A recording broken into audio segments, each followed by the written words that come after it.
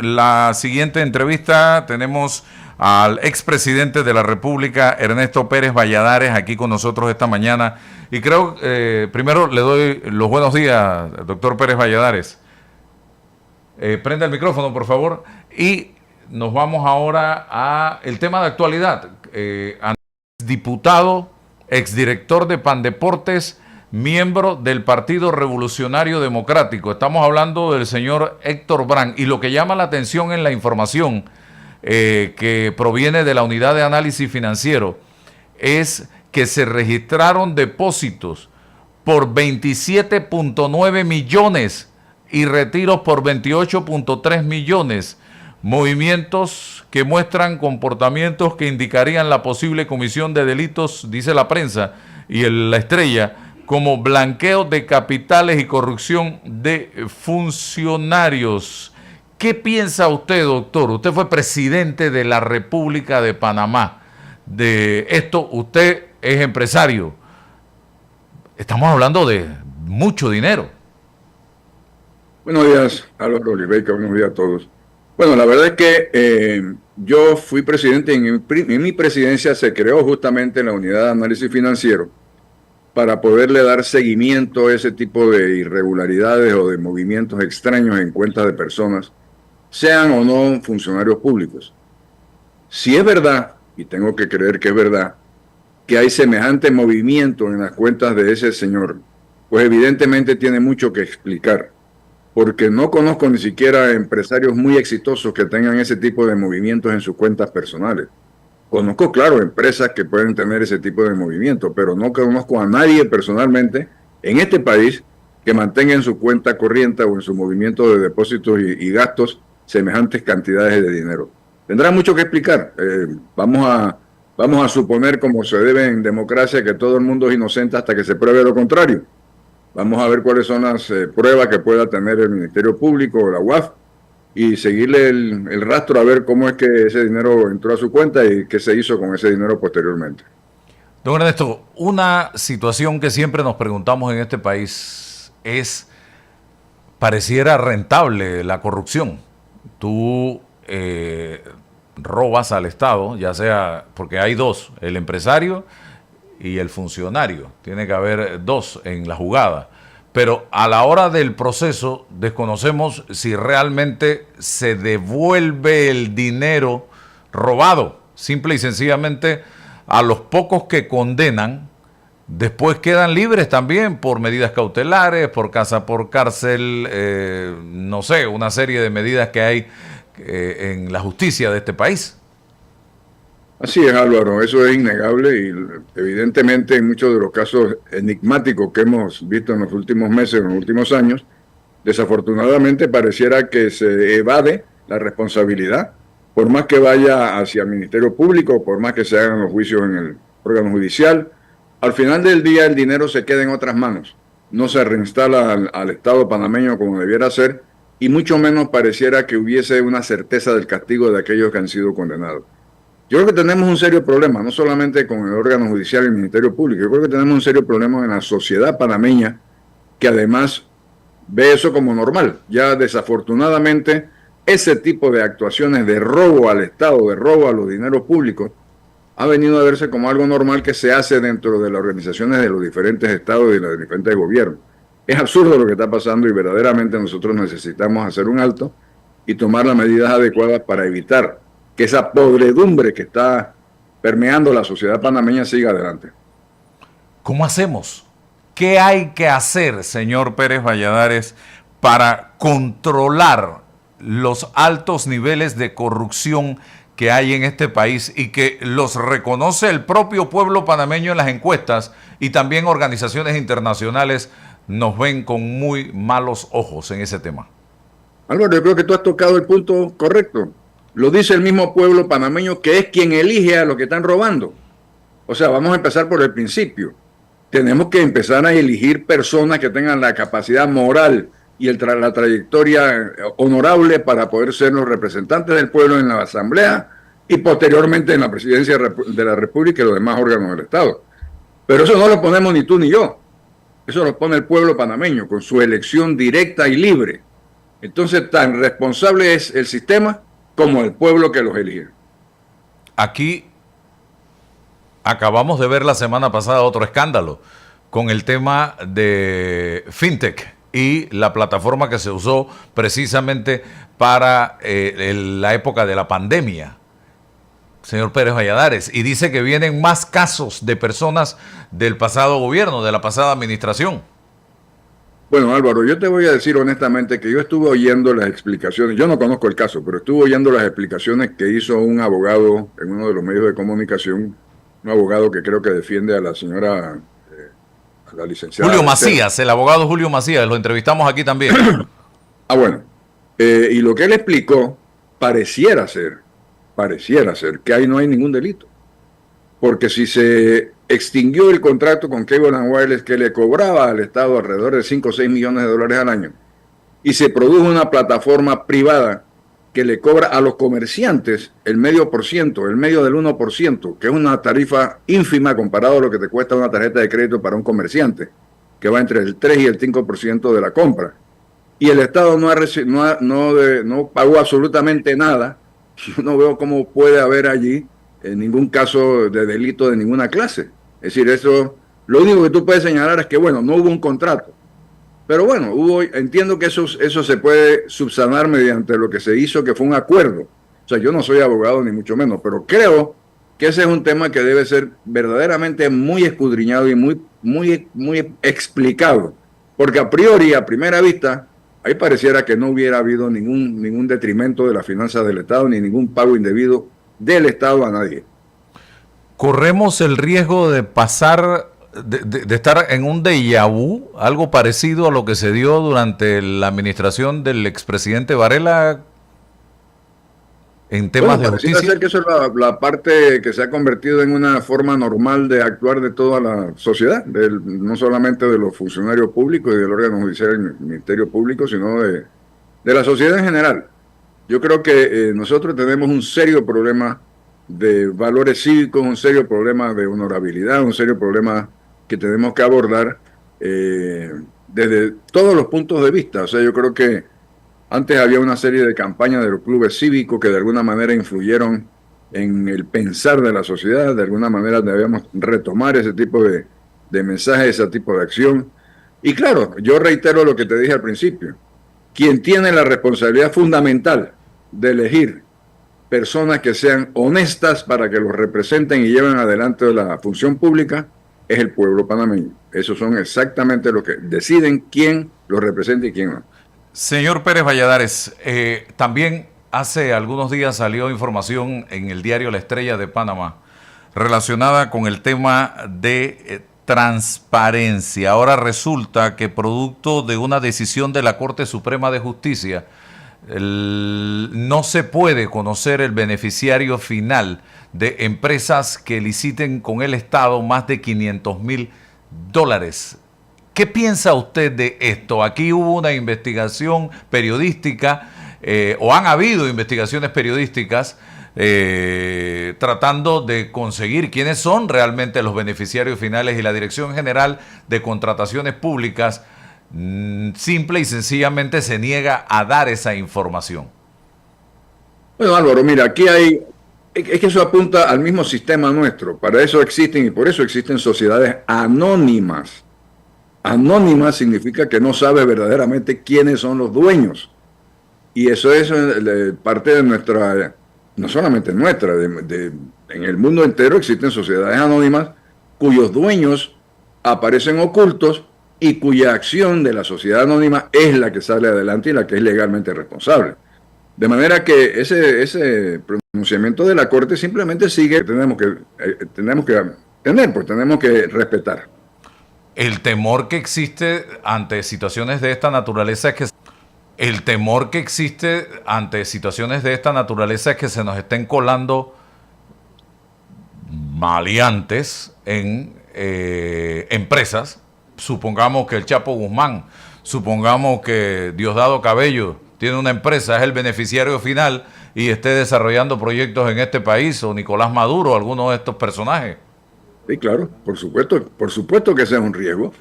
Y de alguna manera el contratista, el contratante, que el Estado panameño debiera tener la capacidad de investigar y averiguar quiénes son los que están detrás de las sociedades anónimas antes de...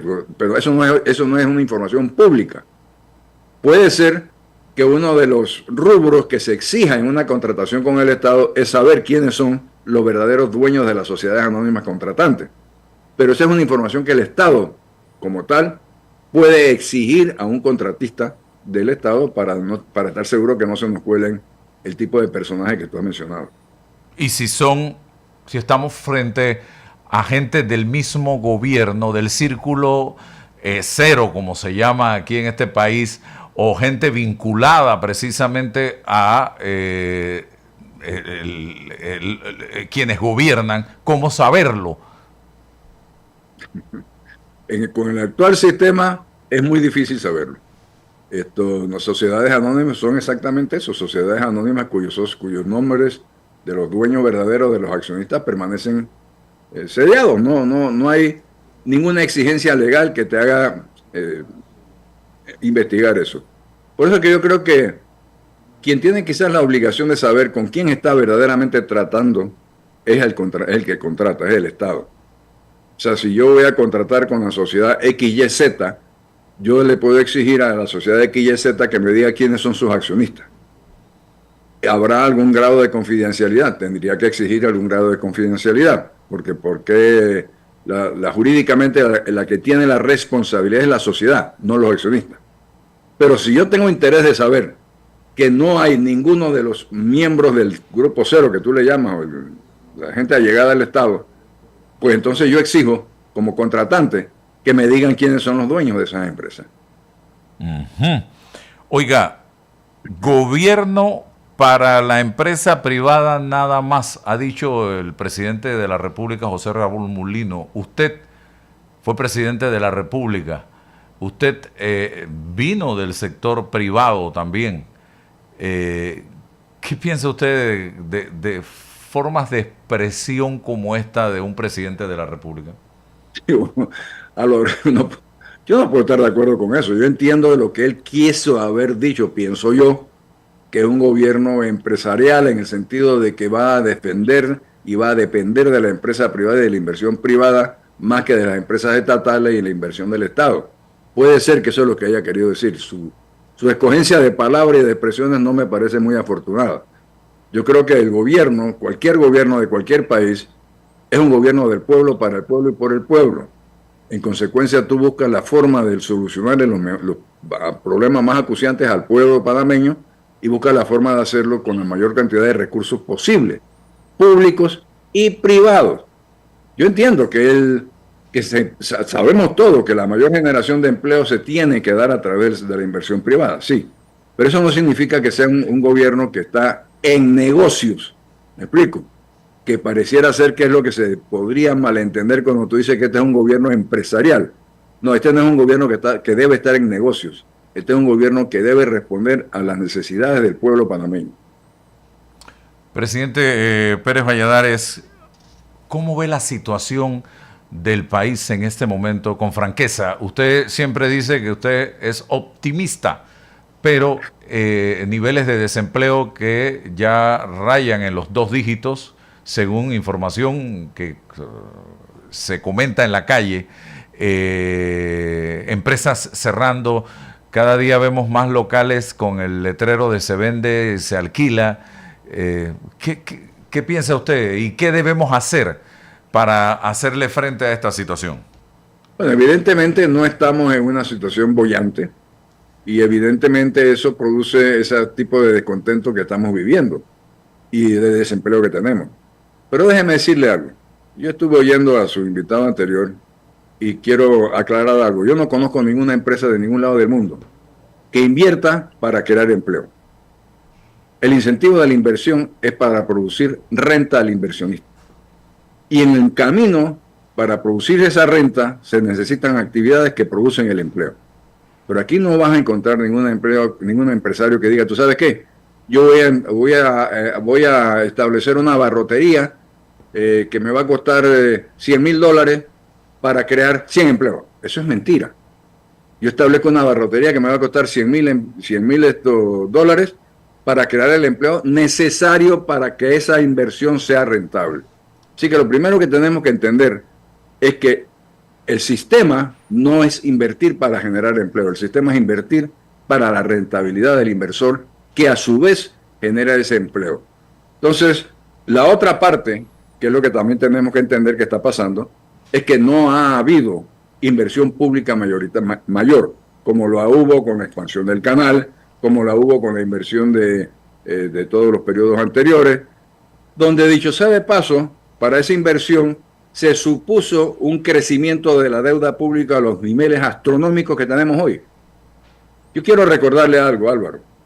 Nosotros hicimos los corredores, nosotros hicimos 6 o 7 hospitales, nosotros doblamos la carretera hacia el interior, nosotros en mi administración hicimos una cantidad de obras públicas que están allí y nosotros aumentamos la deuda pública en 300 millones de dólares solamente. Y al mismo tiempo dejamos un fondo de inversión de 1.200 o 1.300 millones de dólares. O sea que verdaderamente no hubo aumento de deuda pública. Aquí se habla de aumentos de 4.000, 5.000, 6.000 millones de deuda pública y pensamos que eso es lo normal. Eso no es lo normal. Lo normal es exactamente lo que está tratándose de hacer, inversión privada, y luego buscar la forma de que la inversión pública sea de la más rentable para el Estado y para la sociedad y lo menos posible en aumento de deuda pública. El tema de Río Indio va a traer una serie de dificultades y de situaciones, ya se está viendo en el escenario, pero es necesario.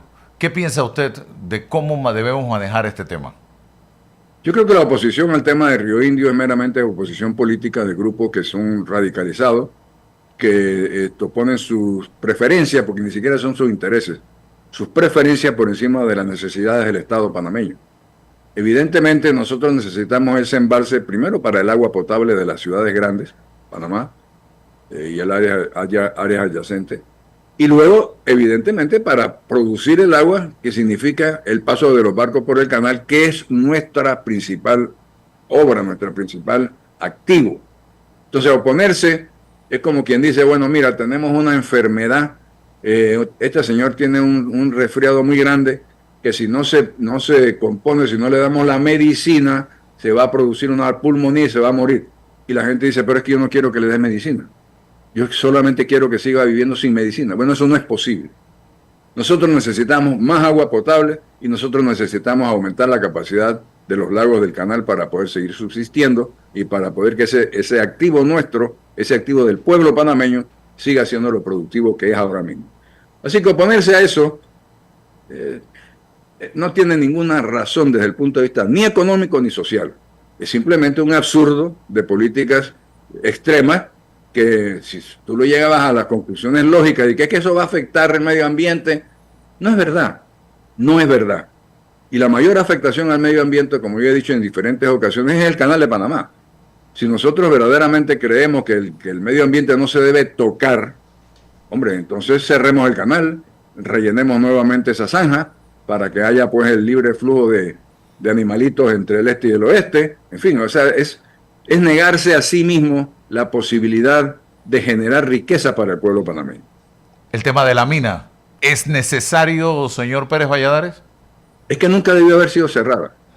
Verdaderamente, si tú puedes echar para atrás todo el cuento, yo verdaderamente creo que la Corte Suprema de Justicia no actuó en derecho, sino que actuó en función de la presión política y la presión pública que un gobierno no tuvo la capacidad de manejar. Por supuesto que debe reabrirse. Por supuesto que debe haber nueva contratación. Por supuesto que debe haber nuevos mecanismos de participación del Estado panameño. Sí, claro que sí. Pero sentarse sobre una riqueza necesaria para generar los empleos que estamos hablando, para generar la riqueza que necesitamos para poder invertir en educación y salud, en las carreteras y en todo lo demás que hace el Estado. Negarse a hacerlo es verdaderamente absurdo. Busquemos un mecanismo mediante el cual el Estado tenga mayor participación. Sí, correcto. Eso no hay duda de que eso se debe en unas circunstancias muy diferentes a las que tenemos ahora, donde ya hay una inversión hecha, donde no se puede perder y donde no seguirla operando es un riesgo mayor de contaminación que seguirla operando.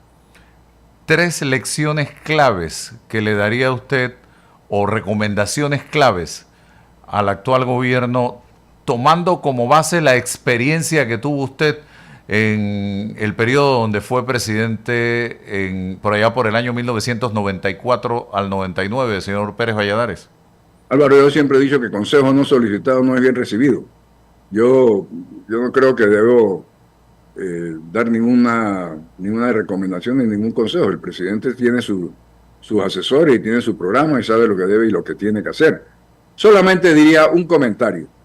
Más diálogo, más conversación, menos antagonismo, menos enfrentamiento. Si es posible lograr que haya mesas de conversación, que haya mesas de diálogo, mesas de concertación, yo creo que eso crearía un ambiente más positivo para todo el país. Acabamos de descartar precisamente a la concertación nacional.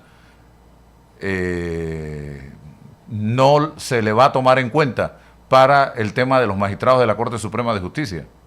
Yo creo que eso surgió en un momento específico donde había un tema muy fuerte en contra de la Corte y cumplió un propósito político. Yo creo que esa institución de sugerir a la sociedad civil nombres hacia el presidente de la República es perfectamente factible. O sea, yo lo que no creo que sea necesario ni sea correcto es que se obligue al presidente a escoger de una lista que han inventado. Se puede hacer la lista, se puede sugerir nombres, yo no tengo ningún problema con eso, pero al final del día la Constitución y la ley le da la responsabilidad y la autoridad al presidente de la República de nominar y a la Asamblea de aceptarlo o no.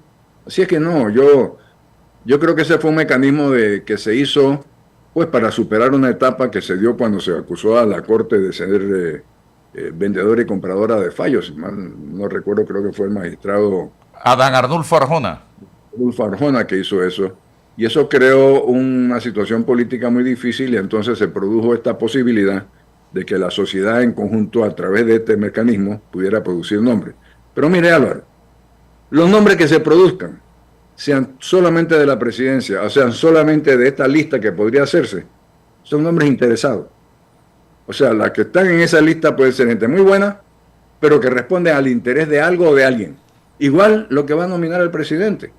Puede ser gente muy buena, como puede ser gente muy mala, pero que responden al interés de algo. Entonces, suponer que la lista subsana esa posibilidad es falso. Yo creo que si yo hubiera estado en la posición del presidente Mulino, yo acepto que haya una lista. Lo que no acepto es que haya obligación del presidente de la República de escoger solamente de esa lista. Oiga, en su gobierno, señor Ernesto Pérez Valladares, se habló de una transformación del Instituto de Acueductos y Alcantarillados Nacionales. Mire Correcto. el tiempo que ha pasado y hoy el IDAN honestamente está peor.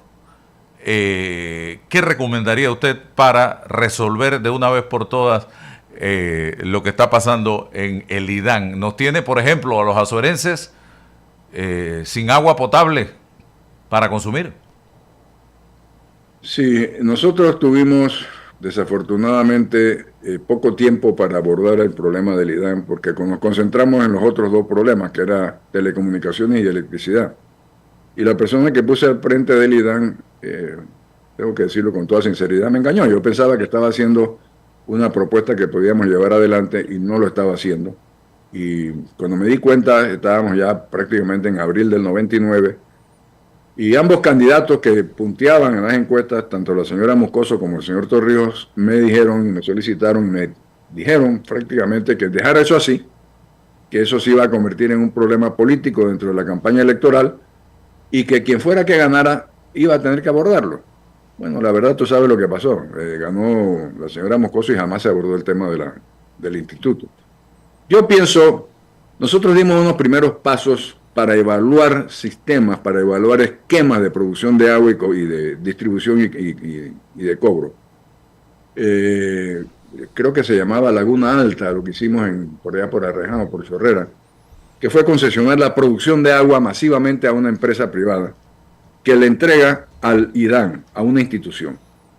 Pero el siguiente paso habría que hacer es la distribución de esa agua que se pueda producir de esa forma en diferentes lados a través de inversión privada o pública. O sea, no, yo que tú no estoy diciendo, no solamente puede ser inversión privada, pública o privada. Y tenemos que separar entonces la distribución y tenemos que separar el cobro. Mire, si usted, yo no me acuerdo de las cifras, pero se podrían investigar. Si usted investiga qué cantidad del agua que produce el IDAN resulta ser en cobros de la producción de esa agua, el porcentaje es muy bajo. ¿Qué pasa? Bueno, el agua se pierde porque hay un sistema de distribución antiguo con muchísimas filtraciones, que es una de las razones por las cuales en muchos casos se pierde el suministro de agua en barriadas y en lugares. Y la otra parte es que la gente no lo paga. Entonces, usted tiene una producción del 100% y quizás llega a cobrar el 60 o el 70% de lo que usted factura. Hay que buscar esquemas de separación de esas de intermediaciones diferentes. Puede ser una producción de agua a través de inversiones privadas. Puede ser que el sistema de distribución siga siendo del IDAN para asegurarse siga siendo estatal, para asegurarse que llegue a toda la población. Y puede ser también que nosotros el sistema de cobro, de medición y cobro, pueda ser hecho por empresas privadas. En cuanto a la constituyente originaria, ¿qué piensa usted? ¿Estamos en condiciones de someternos a un proceso de esa naturaleza? A ver, no quiero herir a nadie, pero yo no conozco de ningún país que haya solucionado sus problemas de desempleo, de pobreza, de falta de infraestructura, de mala educación, de salud, porque haya hecho una constitución nueva. Yo creo que ese es un tema que verdaderamente no le veo la razón de hacer una constituyente originaria y entrar en un berenjenal de discusiones políticas preelectorales ahora mismo en un sistema, en un país que tenemos tantísimos otros problemas por resolver. A mí me parece que además, si tú te remites a la Constitución original del 46, por ejemplo, eso fue un proyecto que elaboró un grupo de notables, así se llamaban o así se llaman, y que luego fue a discusión de una asamblea que había sido electa para discutir ese proyecto. Pero, ¿cuál es el sentido de eso si lo podemos hacer mediante cambios menos traumáticos y menos costosos y sin necesariamente entrar en una discusión política casi que electoral a estas alturas de los 5 años del quinquenio de administración del presidente Mulino? Honestamente, si tú lo pones en una balanza de costos-beneficios, vamos a ponerlo de esa forma, yo creo que el costo es mucho mayor que el beneficio que podíamos lograr para la sociedad panameña, no para el beneficio o la satisfacción de los intelectuales que creen que una constitución, oiga, la constitución de los Estados Unidos, por ejemplo, o la de Inglaterra, jamás ha cambiado. Esos son mecanismos de expresión de lo que tú quisieras que fuera el país, que nunca se cambió. Yo no veo por qué nosotros no podemos hacer las reformas que haya que hacer sin entrar en esta vorágine política de nueva constitución. Vamos a hablar del PRD ya para terminar esta entrevista, porque no quería dejar eso por fuera. En noviembre deben haber elecciones, pero muy puntuales para escoger algunos cargos. ¿Está usted de acuerdo con esa semi-renovación del partido, señor Pérez Valladares, o usted cree que debe hacerse una renovación total?